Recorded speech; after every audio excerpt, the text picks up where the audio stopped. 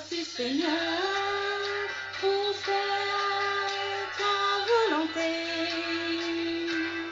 Je te donne mon cœur et toutes mes pensées. Me voici Seigneur pour faire ta volonté. Je prends ma vie, tu es tout ma vie.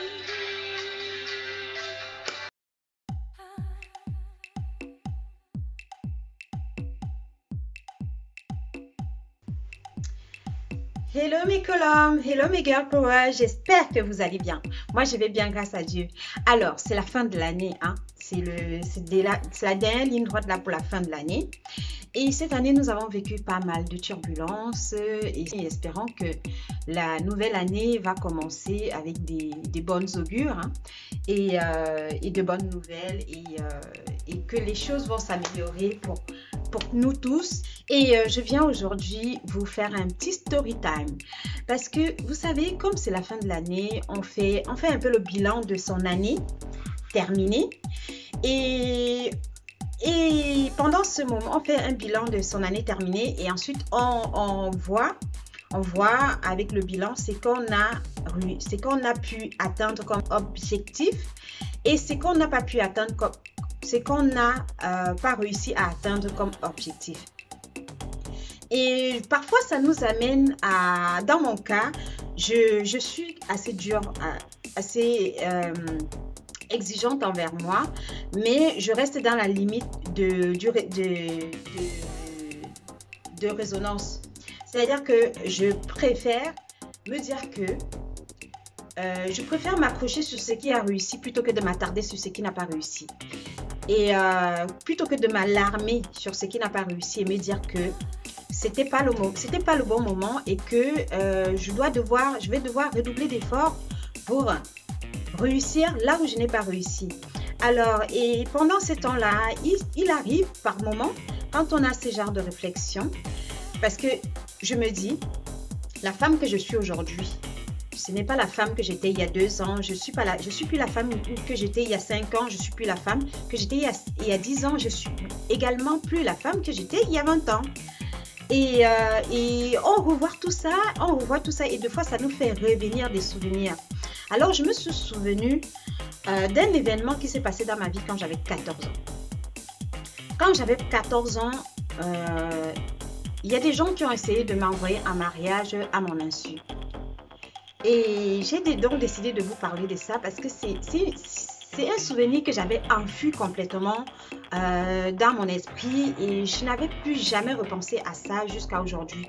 Et si je fais cette vidéo, c'est parce que je veux que cette vidéo ait un impact sur la vie de certaines jeunes filles ou même des jeunes garçons, pourquoi pas, hein, bref, que ça vous serve d'exemple, de leçon pour que vous évitez de vous retrouver dans ce genre de situation.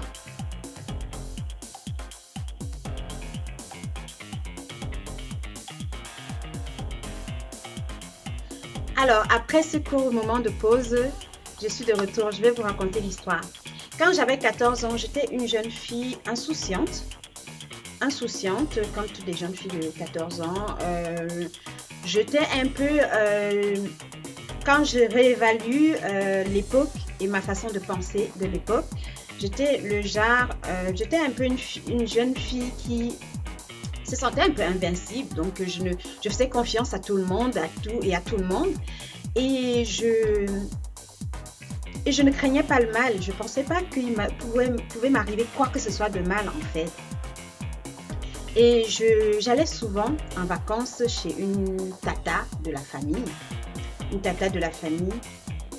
Un couple qui était ami à ma grand-mère, puisque je vivais chez ma grand-mère à l'époque. Et ce qui s'est passé, c'est que un jour, vous allez comprendre pourquoi. Un jour, j'avais 14 ans, je traînais avec... J'étais un peu masculine. Vous voyez, le genre d'enfant qui... Voilà, je m'habillais pas beaucoup en robe. J'étais tout le temps, très souvent en pantalon, en salopette. C'était rare. On me voyait en robe rarement. Et je jouais au foot. Je jouais au foot avec mes petits oncles parce qu'en fait, je vivais dans une concession où il y avait plusieurs garçons de mon âge. Et la plupart, c'était soit mes cousins, soit mes oncles. Et on traînait ensemble, j'étais la seule fille parmi les garçons. On traînait ensemble, du coup, bah, je faisais forcément tout ce qu'ils faisaient, tous les bêtises qu'ils faisaient. Je jouais au foot, je bagarrais, je faisais plein de bêtises que font les garçons, vous savez. Et un jour, je suis allée jouer au foot justement avec mes cousins et mes oncles, qui étaient du même âge que moi. D'ailleurs, on faisait la même classe pratiquement. On faisait tous pratiquement la même classe. On devait être 5 dans la concession et 5... et parmi les 5, j'étais la seule fille. Donc, vous imaginez 4 garçons et une seule fille. Alors, un jour, on va jouer au foot et quand on revient à la maison, mon grand-père est devant sa porte. Il a reçu des invités. Alors, déjà, moi, je comprends pas ce qui se passe. Bon, je fais pas attention parce que mon grand-père, je sais qu'il reçoit souvent des invités et que c'est quelqu'un qui aime bien recevoir les gens. Il est très, très agréable, très accueillant, très... voilà. Bref, je passe avec mes cousins, chacun va dans sa maison parce que, vous savez, les concessions en Afrique, surtout dans les villages, chaque maman a sa maison avec ses enfants. Le papa a aussi sa maison à lui. Et voilà, chaque femme a ses... Parce que mon grand-père, je dois vous dire, mon grand-père était polygame. Il était polygame, donc ma grand-mère était sa première épouse. Et ma grand-mère avait bien évidemment sa propre maison. Sa co-épouse aussi avait sa maison. Il y avait aussi la maison de mon arrière-grand-mère qui était occupée par ses filles. Par ses filles qui avaient divorcé, qui étaient revenues à la maison.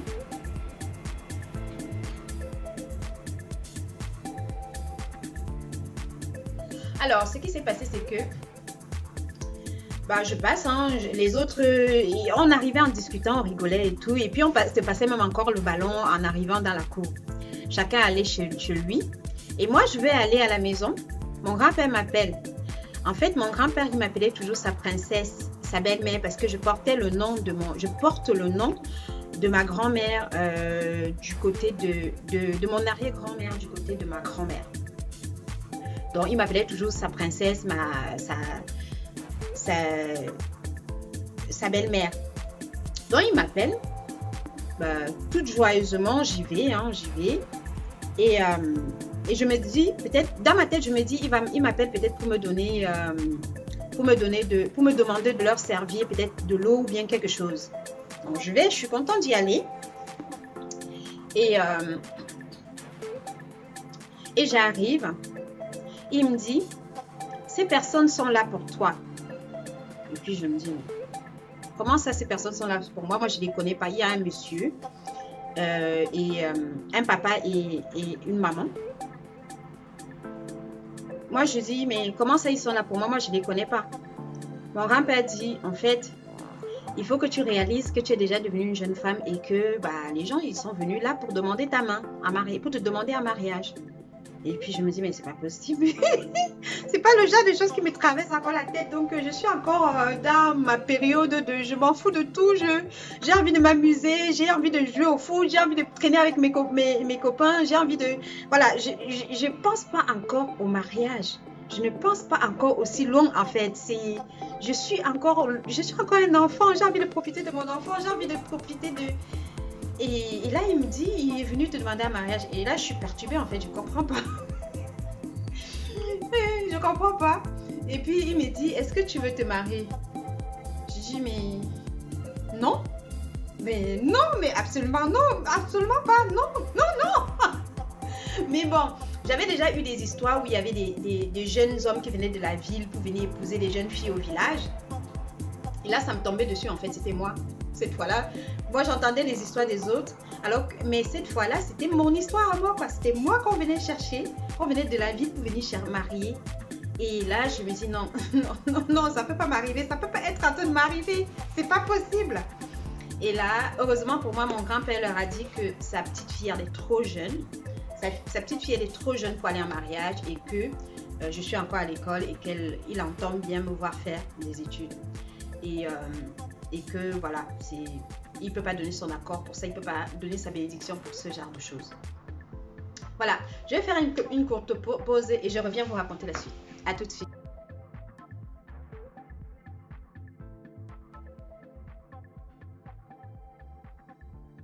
Alors, après ce petit temps de pause, je reviens vous raconter la suite de mon histoire. Mon grand-père, je bois un peu, désolé. Excusez-moi. Excusez-moi si je parle un peu trop vite parce que je ne veux pas que la vidéo soit trop longue. Alors, mon grand-père a dit gentiment, il les a bien accueillis, hein, il les a même offert à boire et tout. Il a été très accueillant, il a été très courtois, il est resté vraiment très poli.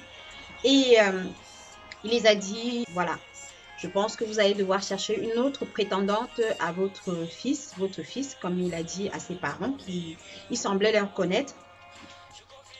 Alors, une fois qu'ils sont partis, j'ai eu une conversation. Il faut savoir que mon grand-père, paix à son âme, il était très proche de nous. Du coup, il nous parlait beaucoup. Surtout avec moi, j'étais sa première petite fille. Et il discutait beaucoup avec moi. C'est une des personnes à qui j'avais pas peur de dire ce que j'avais sur le cœur. J'avais pas peur de dire le fond de ma pensée parce que je savais que lui, il me jugera pas, mais il me donnera des conseils. Il me dira, voilà, il me dira des choses qui m'aideront à voir les choses de façon claire. Bref, il me grondait, hein, il me fessait même quand il fallait. J'ai eu des coups de fessée quand il fallait. Quand j'avais abusé, voilà. Et c'était justifié à chaque fois. Alors, il m'a expliqué certaines choses. Il m'a dit, écoute, tu es encore petit, tu ne comprends pas encore ce qui se passe. Mais ça ne va pas être le seul. Tu vas en avoir des prétendants. Et puis moi, je me dis, mais c'est quelque chose qui me traversait par l'esprit. Donc, il me dit, tu es toute petite, tu ne comprends pas encore, mais ce n'est que le début et il va falloir que tu te prépares à tout ça. Parce que, bah, voilà. Il est venu aujourd'hui, lui, mais demain, ça pourra être quelqu'un d'autre. Et il m'a dit, écoute, je veux que tu as 10 doigts. C'est ce jour-là qu'il m'a dit, tu as 10 doigts. Il t'a dit doigts. Tu as 10 doigts et tu es intelligente. Tu as de l'imagination débordante. Sers-toi de tes 10 doigts. Sers-toi de ton imagination pour réussir dans ta vie. Et sur le coup, je ne comprenais rien. C'est des années après que je revois cette conversation, en fait, que j'ai eue avec mon grand-père. Et ça m'a servi par la suite dans ma vie à venir. Donc, vraiment, quand nous parents, vous les parents, quand vous parlez à vos enfants, ne vous dites pas qu'ils ne comprennent pas, ils comprennent. Il va arriver un moment, même s'ils ne réalisent pas tout de suite ce que vous êtes en train de leur dire, à une période de leur vie, il arrivera un certain moment où tout ça leur reviendra et ils vont se servir de ça. Ils vont se servir de cette parole que vous leur avez donnée. Ils vont se servir de ce conseil que vous leur avez donné. Parce que comme je dis toujours, parfois il faut qu'il arrive un truc, je sais plus comment on dit ça, un truc qui va causer, je sais plus comment trouver le mot. Si je trouve le mot, je vais vous mettre là, mais il faut qu'il arrive ça 2 fois. Comme j'ai écouté dernièrement une vidéo qui disait que parfois il faut qu'il arrive des mauvaises choses pour que les bonnes choses puissent emprunter le pas. Donc, c'est-à-dire qu'en fait, des fois, il faut que tu vives certaines situations pour que ça te permette d'acquérir de l'expérience et de pouvoir éviter à l'avenir de refaire les mêmes erreurs. Et ça te permet aussi de revoir quand tu fais l'examen de tout ça, ça te permet de revoir, de revoir des souvenirs et de te souvenir d'un conseil, ou alors d'une parole qu'une personne t'a donnée un jour dans ce sens-là. Et ça t'aide. Ça t'aide dans le sens où tu te dis, ok, j'ai commis l'erreur. J'ai fait ça. Je me suis mise dans telle situation. Mais à l'avenir, qu'est-ce que je peux faire pour ne pas me retrouver dans cette situation? Tu te rappelles de cette parole. Tu te dis, ok, je vais prendre cette parole.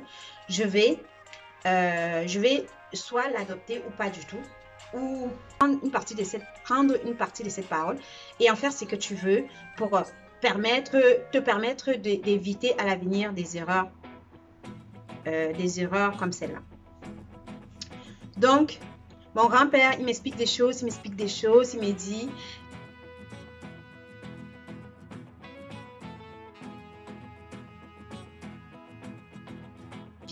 Il ne faut pas que tu sois comme ces jeunes filles qu'on vient marier ici au village et qu'on ramène en ville et que le monsieur peut en faire ce qu'il veut parce que la fille dépend complètement de lui.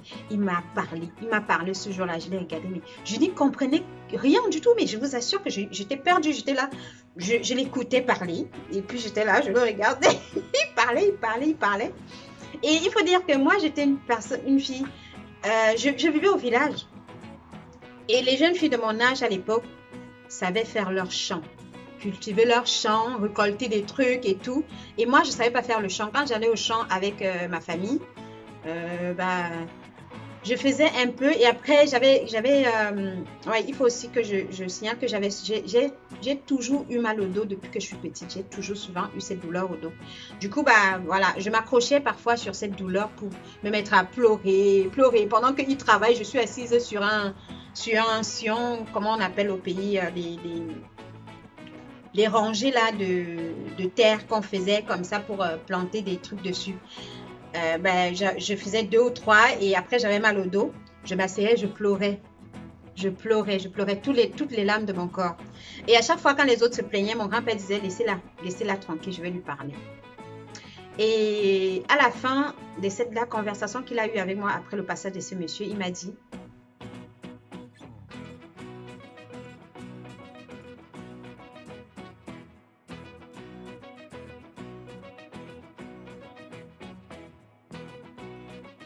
soit longue, malheureusement elle est un peu longue, mais en tout cas j'espère que vous allez écouter la vidéo jusqu'à la fin. Merci à toi si tu écoutes cette vidéo jusqu'à la fin.